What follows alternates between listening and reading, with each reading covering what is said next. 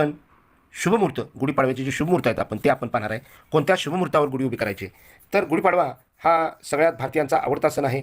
3.5 मुहूर्तापैकी एक असा मानणारा सण आहे आणि 3.5 मुहूर्तात शुभ असल्यामुळे आपल्याला शुभमुहूर्त पाहण्याची गरज नाही. परंतु तरीही मी तुम्हाला त्याचे काही शुभमुहूर्त सांगणार आहे. त्याचबरोबर काही पंचक असल्यामुळे पंचकासाठी आपण काय पर्याय करायचा, जे पंचक पाळणार आहेत त्यांच्यासाठी राहुकाळ, यमघंट याविषयीची माहिती मी तुम्हाला या व्हिडिओमध्ये देणार आहे.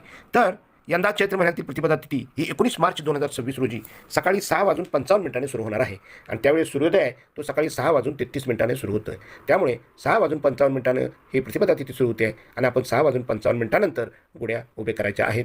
ही तिथी 20 मार्च 2026 रोजी पहाटे 4:50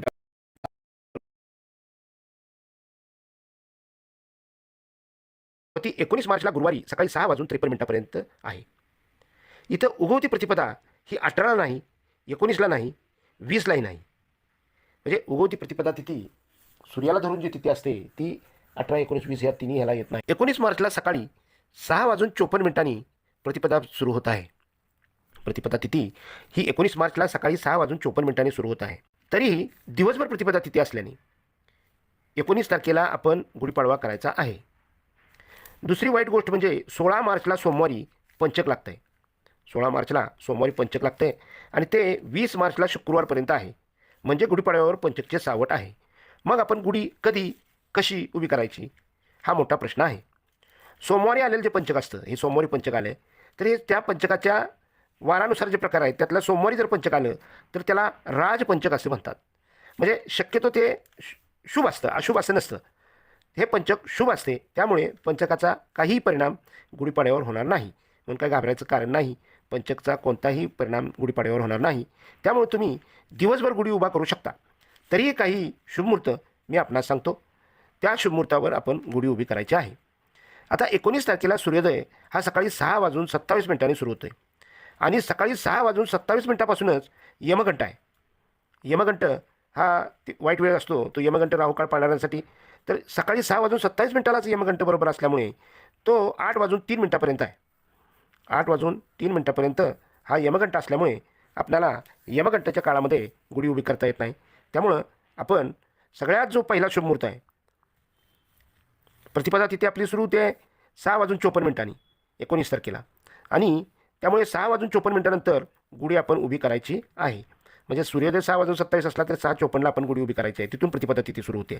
तर त्यानंतर पहिला जो मुहूर्त आहे तो पहिला मुहूर्त तुम्हाला सांगितल्याप्रमाणे यमघंट संपलं 8:03 ते दुपारी 12:05 हा पहिला शुभमुहूर्त आहे. आपण या वेळेत गुढी उभी करू शकता, त्याला कोणतंही आडकाठी नाही. मात्र ज्याच्या मनामध्ये पंचक, यमघंट, राहुकाळ याचं काय भय असेल त्यांनी दुसरा जो शुभमुहूर्त आहे, दुसरा शुभमुहूर्त हा अभिजित मुहूर्त आहे आणि अभिजित मुहूर्ताला कोणत्याही गोष्टीचं काहीही फरक पडत नाही. त्यामुळं आपण दुपारी 12:05 ते 12:53 गुढी उभी करणे ही सगळ्यात चांगला शुभ काळ आहे. सकाळी ज्यांना लवकर होणार नाही त्यांनी दुपारी 12:05 ते 12:53 आपण गुढी उभी करायची आहे. तिसरा जो शुभमुहूर्त आहे तो दुपारी 12:53 ते दुपारी 1:59 तिसरा शुभमुहूर्त आहे. म्हणजे सकाळचे जे सगळे मुहूर्त आहेत त्या मुहूर्तावर आपण गुढी उभी करायची आहे. म्हणजे हे सगळे सकाळचे शुभमुहूर्त आहेत आणि सकाळीच गुढी उभी करायची असते. बरेच लोक सकाळी लवकर गुढी उभी करतात. तर प्रतिपदा तिथी 6:54 सुरू होत असल्यानं आपण सूर्योदयापासून 6:27 गुढी उभी न करता 6:54 आपण गुढी उभी करायची आहे. पण 6:27 यमघंट असल्यामुळे जे यमघंट राहुकाळ पाळणार आहेत त्यांनी सकाळी 8:03 ते 12:05 आपण हा एक पहिला शुभमुहूर्त आहे. आणि सगळ्यात बेस्ट म्हणजे अभिजित मुहूर्त हा 12:05 ते 12:53 हा अभिजित मुहूर्त आहे. या अभिजित मुहूर्तामध्ये 50 मिनटं आपल्याला वेळ आहे आणि 50 मिनिटाच्या वेळामध्ये आपण गुढी उभी करायची आहे. आता राहुकाळ आणि यमघंट पाळण्यासाठी यमघंट सकाळी सूर्योदयापासून म्हणजे 6:27 ते 8:03 यमघंट आहे आणि राहुकाळ जो आहे तो दुपारी 1:59 ते 3:30 राहुकाळ आहे. राहुकाळ यमघंट पाळणाऱ्यांनी या वेळेत गुढी उभी करू नये. आणि जे मी शुभमुहूर्त सांगितलेत त्यात सगळ्यात महत्त्वाचा अभिजित मुहूर्त आहे. त्या अभिजित मुहूर्तावर आपण गुढी उभी करायची आहे आणि आपण या वर्षाची सुरुवात हिंदू वर्षाची सुरुवात, मराठी वर्षाची सुरुवात आपण मोठ्या थाटामाटाने करायची आहे. आणि पंचक असलं तरी पंचकचा त्याच्यावर कोणताही वाईट परिणाम नाही. तरीही अभिजित मुहूर्तावर आपण केल्यानंतर पंचकचा सुद्धा काही फरक आपल्या ह्याच्यावर पडणार नाही. त्यामुळं पंचक सोडून तुम्ही दुपारी अभिजित मुहूर्तावर गुढी उभी करून आपण प्रसन्न वातावरणामध्ये आपल्या नवीन वर्षाची स्वागत करायचं आहे. सगळ्या घरातल्या कुटुंबांनी सगळ्यांनी मिळून गुढी उभी केल्यानंतर सगळ्यांनी मिळून छान छान कपडे घालायचे आहेत आणि जे आपलं कुलदेवता आहे, ग्रामदेवता आहे त्याला जाऊन यायचं आहे. तर अशा प्रकारे ह्या गुढीपाडव्याला आपण नवीन वर्षाची सुरुवात करायची आहे. सगळ्यांनी नवीन वर्षाच्या शुभेच्छा एकमेकांना द्यायच्या आहेत. सगळ्यांना नवीन वर्षाच्या हार्दिक हार्दिक शुभेच्छा. मराठी नवीन वर्षाच्या हार्दिक शुभेच्छा.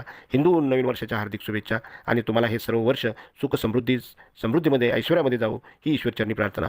जर तुम्हाला हा व्हिडिओ आवडला असेल तर लाईक करा, कमेंट करा आणि माझ्या चॅनलला सबस्क्राईब करा. धन्यवाद धन्यवाद धन्यवाद.